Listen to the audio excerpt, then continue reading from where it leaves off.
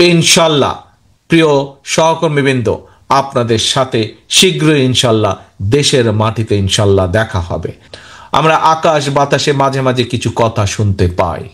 শহীদ জিয়ার কর্মী হিসাবে, দেশনেত্রী খালেদা জিয়ার সৈনিক হিসাবে সারা বাংলাদেশে আমাদের নেতা কর্মী সকলকে, বিএনপি সৈনিক হিসাবে, কর্মী হিসাবে আমাদেরকে এসব ব্যাপারে সজাগ থাকতে হবে। আমাদের বহু নেতাকর্মী প্রাণ দিয়েছে, বহু নেতাকর্মী পঙ্গুত্ব বরণ করেছে, বহু নেতাকর্মী বহু অত্যাচার নির্যাতন সহ্য করেছে জনগণের ভোটের অধিকার প্রতিষ্ঠিত করার জন্য। কাজে এই অধিকার নিয়ে যেন কেউ কোনো ষড়যন্ত্র করতে না পারে, এ ব্যাপারে আমাদেরকে সতর্ক থাকতে হবে। ওই গ্রামের শেষ কর্মীটি, আপনি হয়তো মনে করতে পারেন যে আরে ভাই, আমি যদি এখানে কিছু করি কি হবে, ওই ঢাকায় বা ওই চট্টগ্রামে ওই দিনাজপুরে কি কেউ কিছু টের পাবে নাকি? পটুয়াখালী জেলার অন্য জায়গায় তো মানুষ টের পাবে না। এটি ভুল ধারণা সম্পূর্ণ। আপনার এই ধারণাটা ভুল। আজকে আপনি যদি এলাকায় এমন একটি কোনো কাজ করেন যেই কাজটি মানুষ পছন্দ করে না, এটির এফেক্ট আপনি নয়, এখানে উপস্থিত প্রত্যেকটা নেতাকর্মীকে এটির নেগেটিভ এফেক্ট অর্থাৎ এটির খারাপ প্রতিক্রিয়া ভোগ করতে হবে।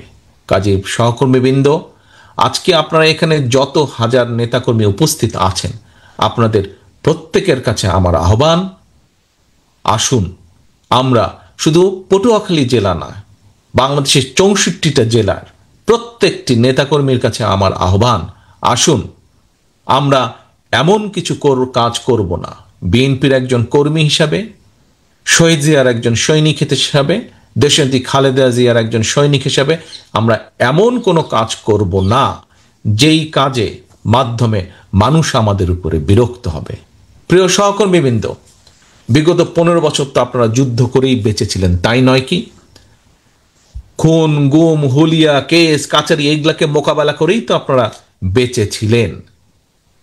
বেঁচেছিলেন। তাহলে সহকর্মীবৃন্দ, এই মুহূর্তে খুন, গুম, মিথ্যে মামলা এগুলোর সমস্যা কি আছে? এইসবের কি সমস্যা আছে? এইসবের সমস্যা তো আপাতত নেই। কি আছে নাকি? আমি তো বুঝতে পারছি না। আছে না? নেই। আচ্ছা, ধন্যবাদ, হাত নামান। সমস্যা যদি না থাকে তাহলে কেন আমাদের কোনো সহকর্মী এমন কোনো কাজ করবে যেই কাজের মাধ্যমে দল ক্ষতিগ্রস্ত হবে? আপনাদেরকে যদি আমি জিজ্ঞেস করি, এই দলের জনগণের ভোটের অধিকারের দাবি রাজপথে নিয়ে আন্দোলন সংগ্রাম করার কারণে কারা কারা মিথ্যে মামলা খেয়েছেন? হাত তুলেন তো ভাই।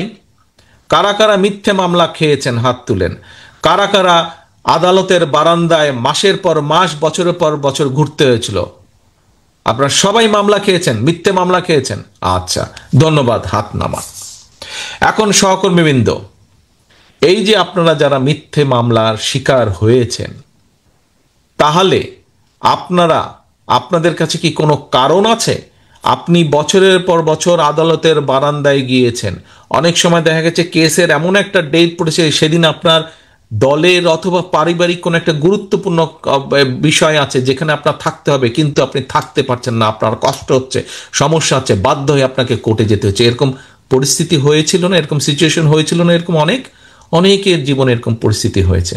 তাহলে সহকর্মীবৃন্দ, আপনি যদি দেখেন আপনার পাশে একজন আপনার কোনো সহকর্মী বা অন্য কোনো মানুষ এমন কোনো কাজ করছে যেটি আপনার দলকে ক্ষতিগ্রস্ত করবে, সর্বোপরি আপনাকে ক্ষতিগ্রস্ত করবে, আপনার উপরে মানুষের আস্থা নষ্ট হয়ে যাবে, বিশ্বাস নষ্ট হবে। কারণ মানুষ জানে আপনি বিএনপির কর্মী। অন্য একটা লোক, আপনার অন্য কোনো সহকর্মী এমন একটা কাজ করবে যেই কাজে মানুষের আস্থা আপনার উপর নষ্ট হবে, আপনি কি সেটি করতে দিতে পারেন? সেটি কি করতে দেওয়া উচিত হবে? সেটি কি কারো করতে? না, উচিত হবে না। যদি সেটি হয়, তাহলে কেন আমাদের এত লক্ষ লক্ষ নেতাকর্মী এই অত্যাচার নির্যাতনের শিকার হলো? কেন আমাদের হাজারো নেতাকর্মী খুনের শিকার হলো?